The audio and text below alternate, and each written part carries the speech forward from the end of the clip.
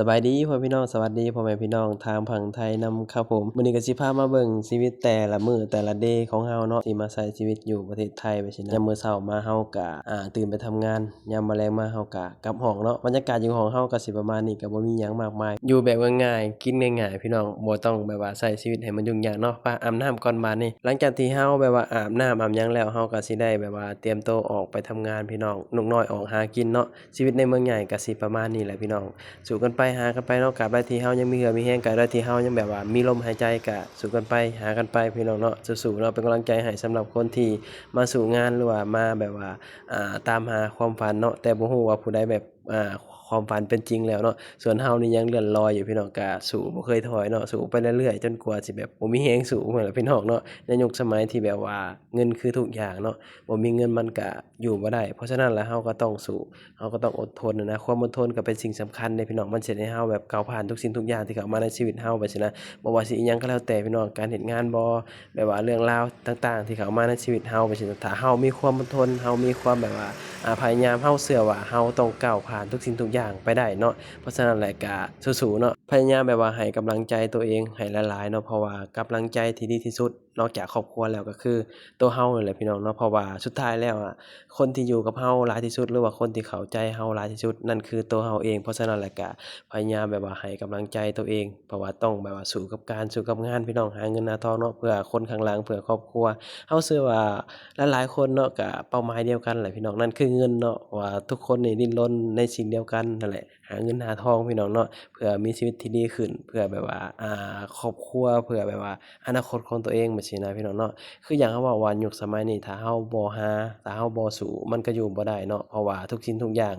มันล้วนใช้เงินเดะพี่น้องเนาะทุกสิ่งทุกอย่างขับเคลื่อนด้วยเงินนั่นนะเฮาก็ปฏิเสธบ่ได้ว่าเฮาจะบ่หาจังซี้นะเพราะฉะนั้นแล้วก็ตราบใดที่เฮายังมีลมหายใจอยู่ในโลกใบนี้เฮาก็ต้อง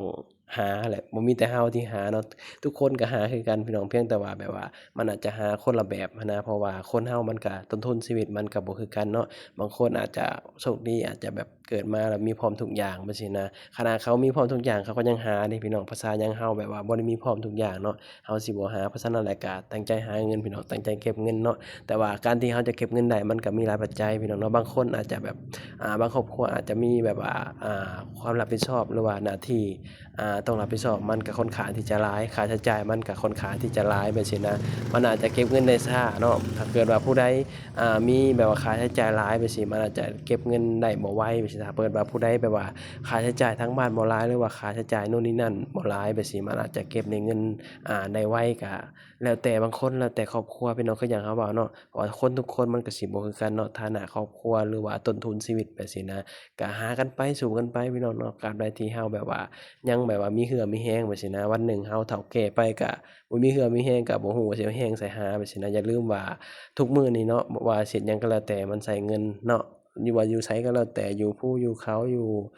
มุมใดของโลกใบนี้เราก็ต้องใช้เงินอยู่ดีเพราะฉะนั้นแล้วก็ต้องหาพี่น้องหาเท่านั้นต้องสู้เท่านั้นแล้วก็ต้องอดทนเท่านั้นถึงจะอยู่รอดในยุคสมัยนี้คือหยังเขาเว้าแหละถ้าเราบ่อดทนเราก็อยู่บ่ได้เนาะเพราะฉะนั้นแล้วก็ต้องอดทนพี่น้องเนาะสำหรับคนที่อยากมาหาเงินอยู่ไทยแบบซี้เนาะก็เอาความอดทนมาละลายจากบ้านเฮาแบบซี้น่ะเนาะถ้าเรามีความอดทนนี่อยู่ไสมันก็อยู่ได้ความอดทนเป็นสิ่งสำคัญเนาะมันเฮ็ดให้เฮาแบบว่าก้าวผ่านทุกสิ่งอย่างที่เข้ามาในชีวิตเฮาแบบซี้นะ ถ้าเกิดว่าเราอยากประสบความสำเร็จหรือว่าเราอยากมีเงินมีทองแบบซี้นะเราก็ต้องมีความอดทนเท่านั้นถึงจะมีพี่น้องเนาะแล้วก็ความฝันที่เราฝันไว้มันก็เป็นจริงได้เนาะแต่ว่าความฝันมันก็ขึ้นอยู่แต่ละคนเนาะบางคนอาจจะแบบว่ามีความฝันแบบว่าบ่คือกันเดะพี่น้องเนาะบางคนก็ฝันอยากได้นั่นได้นี่แม่นะแบบซี้นะมันก็แล้วแต่ความฝันพี่น้องเนาะแต่ว่าอย่าฝันให้มันสูงเกินตัวเราหลายอย่าฝันให้มันสูงเกินแบบว่าแรงเราหลายแบบซี้นะการที่เรามีความฝันมันก็บ่ได้ผิดดอกเพียงแต่ว่าเราอย่าฝันเกินแบบว่าเราเอื้อมถึงแบบซี้นะเพราะว่าการที่เราฝันจงสูงแบบซี้นะแล้วเราเบิ่งเราว่าต้นทุนชีวิตเราแบบซี้นะมันเราบ่สามารถที่จะแบบว่าเอื้อมถึงได้มันก็อาจจะเฮ็ดให้เราแบบว่าท้ออาจจะเฮ็ดให้เราแบบว่าเมื่อยเดะพี่น้องเนาะเพราะฉะนั้นแหละเอาพอดีพองามพี่น้องเฮ็ดหยังก็แล้วแต่เนาะเอาพอดีพองามแบบซี้นะถ้ ถามว่าทุกคนก็อยากร่ำอยากรวยทุกคนก็อยากร่ำอยากรวยแหละพี่น้องแต่ว่าบางทีเฮาแบบว่าคิดหลายเกินไปแบบว่าฝันสูงเกินไปมันก็เฮ็ดให้เฮาแบบว่าบ่มีความสุขก็เป็นไปได้พี่น้องเพราะฉะนั้นแล้วก็เอาพอดีตนเนาะเอาพอดีประมาณน่ะนะเท่าที่เฮาเฮ็ดได้เท่าที่เฮาหาได้นั่นแหละพี่น้องเนาะคลิปนี้ก็บ่มีหยังหลายพี่น้องก็สิได้ไปทำงานแล้วก็เป็นกำลังใจให้สำหรับคนที่สู้งานสู้การเนาะพบกันคลิปหน้าบ๊ายบาย